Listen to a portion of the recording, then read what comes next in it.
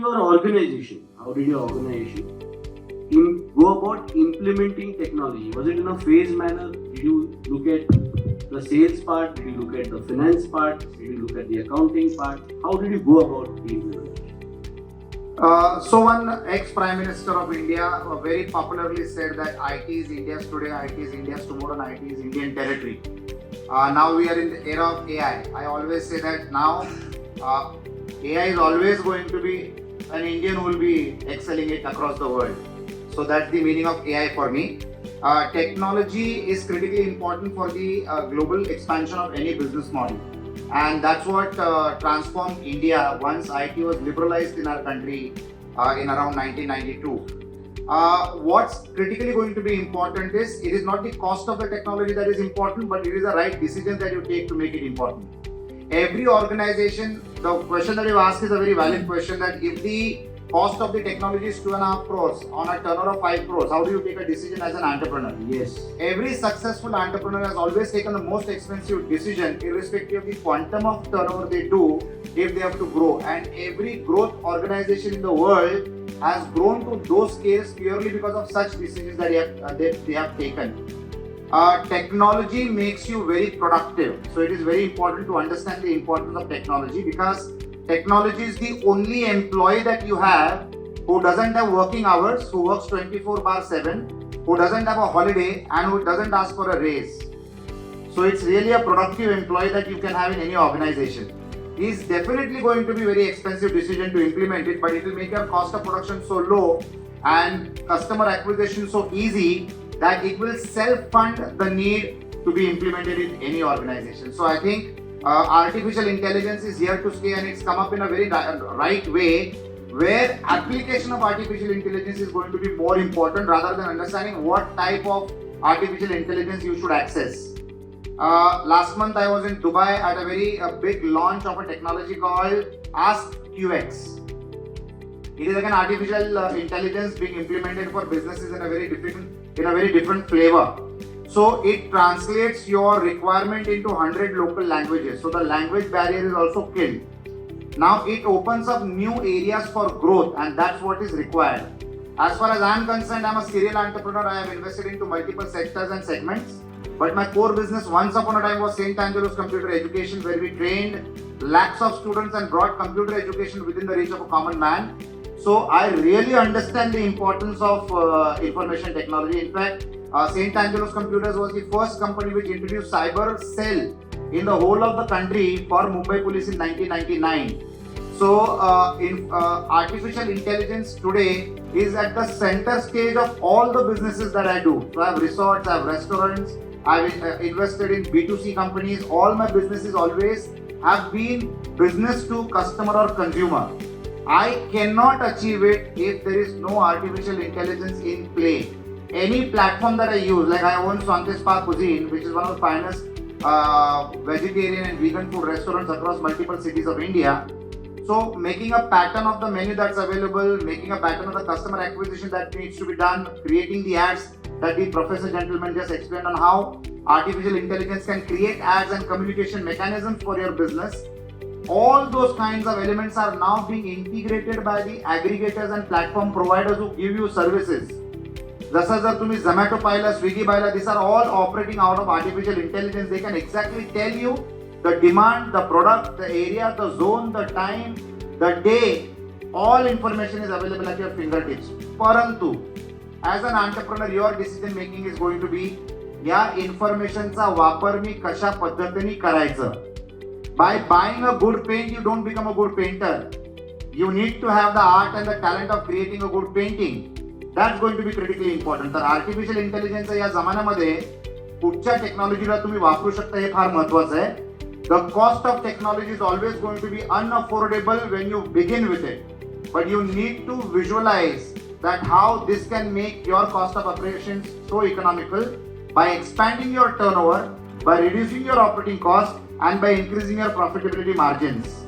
As an investor, I'm a venture capitalist. I invest in multiple businesses. The first degree of inspection that I do is what quantum of technology has been implemented in that business model. How well does the entrepreneur know the use of technology, and how has he paved his way of growth by deploying the right technology. If an entrepreneur will tell me that today I've got 50 employees and I want to make it into 5,000 employees, that will be a demotivator. I'm not creating job losses because people have to become smarter and become more productive and they need to ride up the ladder of productivity. But use of technology is benefit to the customer and the consumer because he gets a better product at a lower cost. It is the responsibility of every entrepreneur to ensure that what he is offering to the customer at the end is going to be much more valuable than the price that he pays to the provider, the product provider or the service provider. So in artificial intelligence, machine learning, information at your fingertips are going to be critical elements of right decision making irrespective of the cost that you want to incur to it. A smart entrepreneur will not buy the technology, he'll hire the technology because today there are SaaS models, software as a service. So really money and wealth is not the deterrent. The deterrent is the decision that you need to take. Acquiring money for doing business is gone out of the window now. Capital is no more a problem. There are dime a dozen investors ready to put money on the right horse which will win the race. What's going to be important and critically to be understood is acquisition of right talent. If you have got the right talent, he'll bring the right technology to the table on the terms which are favorable to the organization and ultimately benefits not only the organization but the end user who is going to be the consumer of the company's product or service. So that's my take on it. So it's the right talent in place who takes the right decision and makes the business productive and growth oriented, and global is the new local.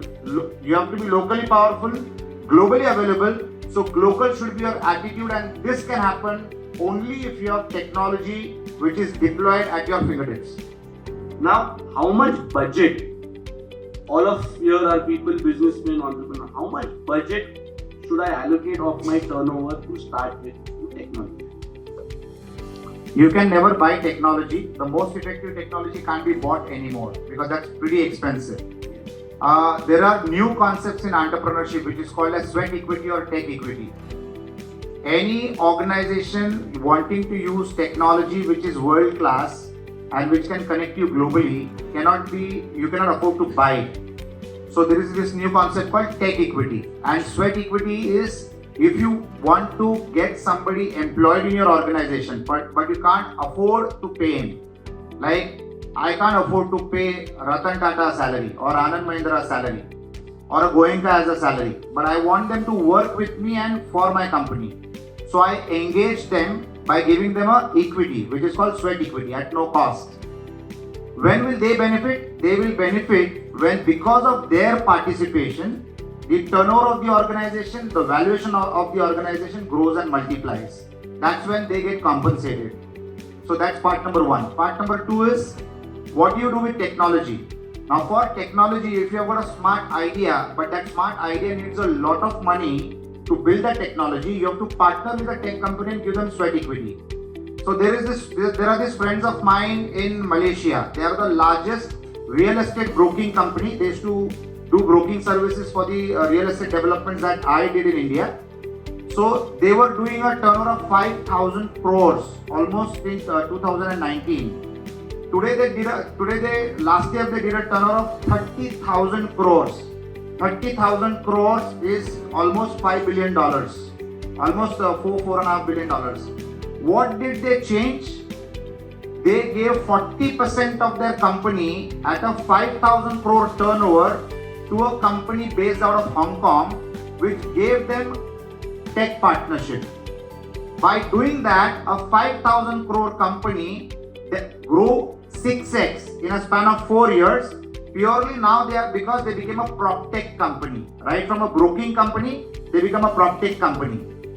Because of that technology coming on board, they expanded in 20 countries. They are the largest player in Malaysia. The name of the company is IQI, International Quality Investments.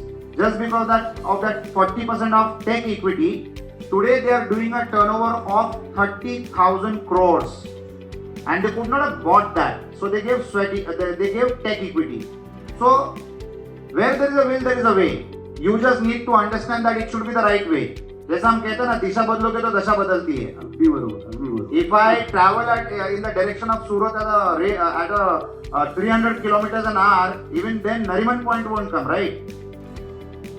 So you need to be in the right direction, and identifying that direction is a critical important element of any entrepreneur or any business. So tech and sweat equity should always be exchanged in terms of growth. As entrepreneurs, we need to learn one law of life. You need to have people smarter than you, but working for you and with you. That was the single most formula that Dhirubhai Ambani applied all his life. He had people more intelligent than him, but working for him. And he was the conductor of the business. What do I mean by the conductor of business? People who understand music, especially Uttara Mone, who does so many large musical events. The conductor of the event is the man in front of all the 20 or 22 instrument playing people, जो सिर्फ ऐसे हाथ ऊपर नीचे करते रहता है. Audience को लगता है ये कौन पागल आदमी है बीच में, क्या कर रहा है ये. But without understanding how to use a single instrument, he is creating a rhythm by giving them the directions that every musical instrument player understands, and that rhythm becomes a music which gets you mesmerized, like what A.R. Rahman does. Now that is what you need to do as an entrepreneur. The only difference now is in this orchestra, you have a few number of intelligent people, but a lot of technology involved, which will transfer and transport you to a different level. Artificial intelligence is nothing but programming, programmed to function in a different way at speeds which were unheard of before. It is ultimately programming and coding. It's nothing new. It is the same old flavor in a new bottle. It is just that it now performs complex operations because of the tech power that's available in the backend. Irrespective of the geographic location of where the computer is placed. It might be on the moon, it might be in a jungle, it might be in the middle of a desert. The internet connectivity gets it connected throughout. So days are changing. It is a pace and race. It is information technology all the way along. Even the cars won't need drivers. That does not mean that drivers will get unemployed. It means that drivers have to build some other skills. You cannot be soft options applying to your life to earn money.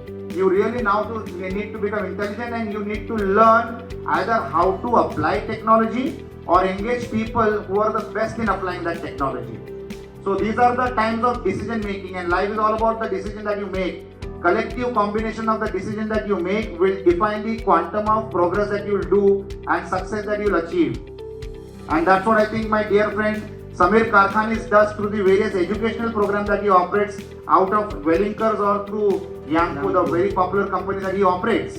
So these are all decision making times, and putting in the right decisions in the right direction at the right time with the right frequency. That's what life is all about. Sir, but to be please clap for this. This deserves a clap. Sir पण इकडे तुम्ही हा शब्द वापरला entrepreneur. इकडे खूप सारे व्यावसायिक family manage business, family manage business, sweat equity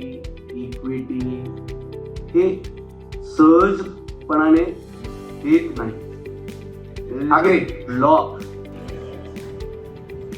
एकच स्टेटमेंट सांगतो त्यांच्या बोलायच्या अगोदर. It is better to own 10% of a watermelon than 100% of a grape. द्राक्षाचं 100% ओनरशिप पेक्षा एक कलिंगडचे 10% मोठे असतात. आणि all the family own business you have realise and understood this, they have really expanded the corporate way and the global way.